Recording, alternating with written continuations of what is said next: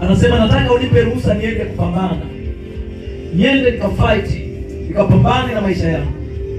Labani anamwambia usiondoke, kwa sababu nimejua mimi baraka hizi zote ni kwa sababu wewe upo. Na anamwambia hivi, tamka mshahara wowote ule unaotaka mimi nitakupa. Alipofika kwenye mshahara, Yakobo alibaki. Kitu ambacho nataka ukitazame, huyu Labani aliongea maneno mazuri, lakini alitaka Yakobo aendelee kukaa kwake, sio ili Yakobo afanikiwe, ili yeye afanikiwe. Unanielewa vizuri? Labani alitaka Yakobo abaki pale, sio ili Yakobo afanikiwe, alihitaji yeye afanikiwe. Kwa hiyo alikuwa anamtumia Yakobo kama ngazi ya mafanikio yake.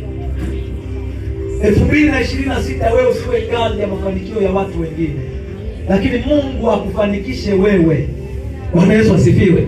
Nikisema usiwe ngazi ya mafanikio ya watu wengine, sisemi usisapoti watu wengine, lakini nazungumza usiwe mtumwa. Yaani kafika mahali mtu mwingine anaona faida yako, anakaa na wewe, unamwambia nataka niende nikafungue biashara yangu, anasema hapana, mimi nitakuongezea mshahara. Hicho ninachoongea. Yaani kuna mahali unasema jamani, nimecheza mchezo, nimepata 300,000, nataka nikafungue genge, anasema hapana, nakuongeza mshahara. Huyo mtu ameona faida yako, ameona anafanikiwa kupitia wewe. Mimi sina shida na huyo, mimi nina shida na wewe unayefanya kazi hapo. Sikwambii kaache kazi, lakini unapoamua kwamba naenda kufanya kitu fulani, hebu amini Mungu kwamba ninaenda kufanikiwa. Muogope mtu anayekutumia wewe kuwa kama ngazi. Hakuwazii wewe, anajiwazia yeye.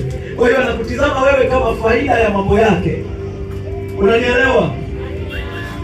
Labani hakuwa anamtazama Yakobo kama mfanyakazi bora.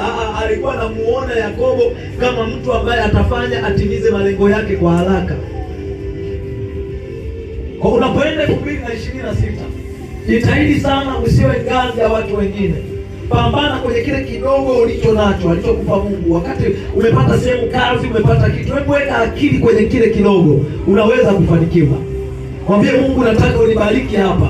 Umesema utatoa chini, utaniketisha juu. Ninaomba Bwana Yesu unibariki. Nimefanya kazi kwa huyu dada, kwa huyu mama, kwa huyu baba, kwa huyu kijana, nimefanya muda mrefu. Nashukuru Mungu, umenibariki, umenipa hichi, na mimi natoka kupambana. Mwambie Mungu, nataka niende kwenye hatima yangu. Yakobo anasema niruhusu niende kwenye nchi yangu, niende kwa watu wangu. Labani anamwambia hapana, usiende, sababu wewe unanipa faida.